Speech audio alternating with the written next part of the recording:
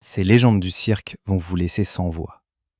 Plongez dans l'histoire de ces êtres extraordinaires qui ont défié les normes biologiques pour devenir des icônes mondiales, mêlant talent pur et résilience face à l'adversité des siècles passés. Abonnez-vous pour plus de vidéos éducatives et Fascinate. Numéro 10. Myrine Dajo, l'énigme de l'invulnérabilité physique. Myrine Dajo, dont le nom civil était Arnold Gerrit Henskes, représente l'un des cas les plus documentés et pourtant les plus mystérieux de l'histoire des performances corporelles extrêmes du XXe siècle. Né aux Pays-Bas en 1912, il a stupéfié le monde médical par sa capacité apparente à subir des perforations corporelles profondes sans aucune séquelle visible ni douleur manifeste. Ces démonstrations consistaient à se laisser transpercer le torse par des fleurets et des objets tranchants de part en part. Ce qui différenciait Dajo d'un simple magicien, c'est que ces actes n'étaient pas des illusions d'optique. Selon ses propres termes, sa pratique relevait d'une profonde discipline spirituelle. Il affirmait avoir reçu un message divin lui indiquant que son corps était invincible afin de prouver au monde que l'esprit humain peut exercer un contrôle total sur la matière. Cette approche quasi mystique a attiré l'attention de nombreux chercheurs de l'époque. En 1947, à Zurich, il a été soumis à des examens radiographiques en temps réel sous les yeux de médecins ébahis. Les clichés confirmaient que les lames traversaient effectivement ses organes vitaux, comme les poumons ou le foie, sans provoquer d'hémorragie fatale. Bien que sa carrière se soit tragiquement achevée en 1948 à la suite de complications internes après avoir ingéré une aiguille, sur une prétendue instruction spirituelle, il demeure une figure centrale dans l'étude des phénomènes de suggestion mentale et de la résistance physique hors norme. Dajo n'était pas un homme de cirque classique. Il se voyait comme un prophète de la résilience corporelle, laissant derrière lui un héritage qui questionne encore aujourd'hui nos certitudes médicales. Numéro 9. Joe Martin Laurella, l'extraordinaire flexibilité cervicale. Joe Martin Laurella, d'origine allemande, a marqué l'âge d'or du cirque américain par une particularité anatomique rare. Une rotation complète de la tête à 180 degrés. Imaginez un homme capable de vous regarder droit dans les yeux tout en vous tournant le dos. Cette capacité, rendue possible par une flexibilité exceptionnelle des articulations et des tendons du cou, souvent associée à des formes rares d'hypermobilité, a fait de lui une attraction phare dès son arrivée aux États-Unis en 1921. En rejoignant le prestigieux cirque Barnum & Bailey, il a su transformer une curiosité biologique en une carrière scénique de premier plan. Surnommé l'homme chouette, Laurella ne se contentait pas de tourner la tête. Il intégrait cette posture dans des numéros comiques ou dramatiques, captivant des audiences massives. Sa renommée a franchi un palier supplémentaire en 1940 lorsqu'il a été mis en lumière par le magazine Life, illustrant l'intérêt médiatique croissant pour les individus possédant des traits physiques hors du commun. Au-delà de l'aspect spectaculaire, Laurella a été reconnu pour son professionnalisme rigoureux. Il a maintenu une présence scénique constante pendant plusieurs décennies, prouvant que même la plus étrange des caractéristiques pouvait être gérée avec dignité. Sa carrière, qui s'est étendue jusqu'à son décès en 1955, témoigne de la manière dont les talents atypiques étaient intégrés dans les circuits de divertissement de masse, offrant à ses performeurs une plateforme de visibilité internationale et une sécurité financière rare pour l'époque. Numéro 8. Prince Randian, la maîtrise absolue du corps sans membres. Né en 1871 en Guyane britannique, l'homme connu sous le nom de Prince Randian est devenu une icône de persévérance. Atteint du syndrome de tétra-amélia, une condition congénitale l'ayant privé de bras et de jambes, Randian a développé une autonomie et une dextérité qui laissaient les spectateurs pantois. Recruté par P.T. Barnum en 1889, il est devenu une vedette des cirques Ringling Brothers. Sur scène, il ne se contentait pas d'être une figure statique. Il faisait la démonstration de sa discipline en se rasant, en écrivant des lettres calligraphiées ou en peignant avec sa bouche. Sa performance la plus célèbre consistait à rouler une cigarette et à l'allumer uniquement avec ses lèvres et ses dents, un acte demandant une coordination motrice extraordinaire. Sa participation au film emblématique de 1932, Freaks, réalisé par Todd Browning, a figé son image dans l'imaginaire collectif mondial. Le film le montre comme un homme d'une grande intelligence et d'une dignité tranquille. Randian était bien plus qu'une simple curiosité. Il était un polyglotte parlant plusieurs langues, un père de famille dévoué et un artiste accompli. Son héritage souligne l'importance de la compétence technique, prouvant que les limites physiques peuvent être repoussées par une volonté d'acier. Il reste aujourd'hui un exemple marquant de la capacité humaine à s'adapter et à briller dans des conditions de vie radicalement différentes de la norme. Numéro 7. Pip et Flip, l'esthétique des jumelles du Yucatan.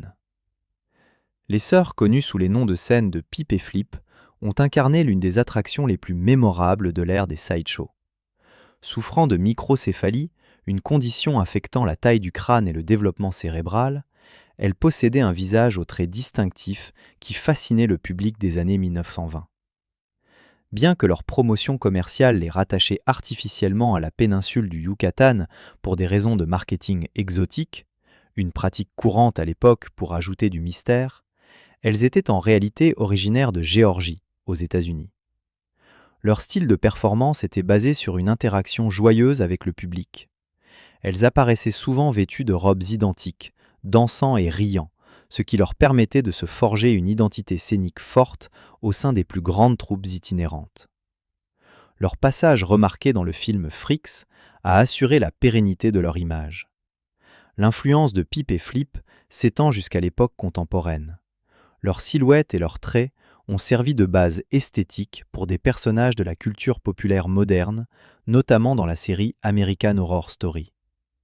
Leur histoire met en lumière la manière dont les spectacles de l'époque exploitaient les traits physiques atypiques pour créer des récits fantastiques, tout en offrant à ces individus une forme de subsistance et une appartenance sociale au sein de la grande famille du cirque.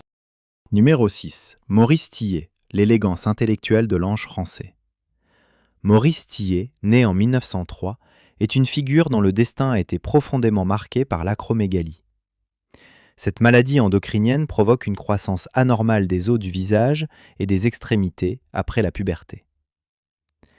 Avant que la maladie ne se manifeste vers ses 20 ans, Tillet était un jeune homme au visage d'ange, d'où son futur pseudonyme. Malgré cette transformation physique radicale, Tillet a mené une existence d'une richesse intellectuelle exceptionnelle. Émigré aux États-Unis, il s'est imposé comme une star incontestée de la lutte professionnelle sous le nom de l'Ange français. Dans les années 1940, il a décroché des titres mondiaux grâce à sa force colossale et sa technique raffinée. Cependant, derrière cette image de colosse se cachait un homme d'une grande érudition. Polyglotte maîtrisant une dizaine de langues, il était un passionné de poésie classique et de littérature. Cette dualité entre sa carrure imposante et sa finesse d'esprit a fait de lui une personnalité respectée bien au-delà des rings. Son apparence physique est d'ailleurs fréquemment citée comme l'inspiration majeure pour la création du personnage de Shrek, témoignant de l'empreinte durable de son image sur la culture moderne. Tillet incarne la réussite sociale d'un homme qui a su dompter une pathologie invalidante pour en faire le socle d'une légende internationale, prouvant que l'apparence ne définit jamais la profondeur d'un individu. Numéro 5. Francis O'Connor, la grâce de la Vénus sans bras. Francis O'Connor est entré dans l'histoire des spectacles de variété par sa capacité phénoménale à utiliser ses pieds avec la précision normalement réservée aux mains. Née sans membre supérieur, elle a passé son enfance à affiner sa coordination motrice. En rejoignant le cirque Ringling Brothers à l'âge de 15 ans, elle a transformé sa routine quotidienne en une performance artistique. Sur scène, elle mangeait avec des couverts, cousait écrivait des lettres ou manipulait des objets fragiles avec une aisance déconcertante. Sa présence était marquée par une élégance qui contrastait avec les préjugés sur le handicap, lui valant le surnom de Vénus sans bras. Accompagnée et gérée par sa mère, Francis a su naviguer dans le monde complexe du spectacle avec une dignité exemplaire. Elle ne se voyait pas comme une victime, mais comme une artiste de talent. Son parcours souligne la transition vers une mise en scène plus raffinée des singularités humaines, où le talent pur et la discipline prenaient le pas sur la simple curiosité. Elle reste une figure inspirante, rappelant que l'adaptation humaine n'a de limite que celle que l'on s'impose. Numéro 4. Schlitzie, l'icône de la scène et du cinéma. Schlitzie, né au début du XXe siècle, demeure l'un des personnages les plus attachants de l'histoire du cirque. Atteint de microcéphalie, ce qui limitait son développement cognitif au niveau d'un enfant de 3 ou 4 ans, il possédait néanmoins un charisme naturel et un sens inné de la scène. Ses performances, mêlant danse et interaction spontanée, faisaient de lui une attraction majeure. La consécration est venue en 1932 avec le film Freaks. Bien que le marketing de l'époque ait utilisé des termes que nous jugerions aujourd'hui offensants, Schlitzie était entouré d'une communauté de pairs qui voyaient en lui un artiste à part entière. Sa carrière illustre la complexité des rapports entre l'industrie du spectacle et les personnes ayant des besoins spécifiques. Pour Schlitzie, le cirque était un environnement protecteur où il était aimé et célébré. Son image iconique continue d'influencer le monde du divertissement, symbolisant la persévérance de l'esprit humain. Numéro 3. Harry Earls, un pilier du cinéma classique. Harry Earls, né Kurt Schneider en Allemagne, a représenté l'excellence artistique au sein de la communauté des personnes de petite taille. Émigrant aux États-Unis, il a fondé la troupe The Doll Family, un groupe qui a redéfini les standards des spectacles de variété par leur polyvalence. Harry ne se contentait pas des planches de cirque. Il a très tôt compris le potentiel du cinéma. Sa carrière cinématographique est jalonnée de rôles mémorables, notamment dans Le Magicien d'Oz, où il jouait l'un des membres de la garde. Son jeu d'acteur, empreint de sérieux, tranchait avec les caricatures habituelles de l'époque. Harry était également le protecteur de sa famille, gérant leurs finances et leurs contrats avec une main de fer. Son héritage prouve que la stature physique ne saurait limiter l'envergure d'un talent dramatique ou d'un esprit d'entreprise. Numéro 2. Daisy et Violette Hilton. Le destin fusionné des sœurs siamoises. Les sœurs Daisy et Violette Hilton ont vécu l'une des existences les plus fascinantes et médiatisées du XXe siècle. Nées en 1908 en Angleterre, reliées par la hanche, elles ont été formées dès l'enfance aux arts de la scène. Elles sont devenues des vedettes internationales du chant et de la danse. Leur parcours cache une réalité sombre liée à leur exploitation financière initiale par leur tuteur. Cependant, à l'âge adulte, elles ont intenté un procès historique pour obtenir leur liberté et le contrôle de leur fortune. Leur capacité à coordonner leurs mouvements avec une harmonie parfaite lors de numéros de claquettes ou de saxophone était le fruit d'un travail acharné. Tragiquement emportées par la grippe en 1969, elles sont mortes à quelques jours d'intervalle, ne s'étant jamais quittées. Elles symbolisent la force d'un lien biologique transformé en une alliance artistique indestructible. Numéro 1. Joseph Merrick. La dignité face à l'adversité. Joseph Merrick, plus connu sous le nom de l'homme-éléphant, est le portrait le plus bouleversant de la dignité humaine. Souffrant de déformations physiques extrêmes dues au syndrome de Proté, Merrick a d'abord été une attraction de foire avant de trouver refuge au London Hospital sous la protection du docteur Frederick Treves. Derrière son apparence, Merrick était un homme d'une grande douceur et d'un esprit cultivé. Il écrivait des lettres, composait de la poésie et construisait des maquettes complexes. Son histoire a mis en lumière les failles d'une société victorienne oscillant entre voyeurisme et charité. Merrick est devenu une célébrité aimée par la haute société londonienne, prouvant que la beauté réside dans l'âme. Son héritage continue de servir de socle à une réflexion profonde sur l'empathie et la valeur intrinsèque de chaque être humain. Section 11. L'analyse des cas. Pour comprendre ces destins, il faut comprendre le contexte de leur époque. Ces individus étaient qualifiés de monstres, non par malveillance individuelle systématique, mais parce qu'ils incarnaient l'inexplicable pour une société dépourvue de connaissances génétiques. Sur le plan professionnel, ils faisaient partie de l'industrie lucrative des freak shows. Le terme « monstre » était un outil marketing cruel utilisé pour transformer leurs différences en un produit.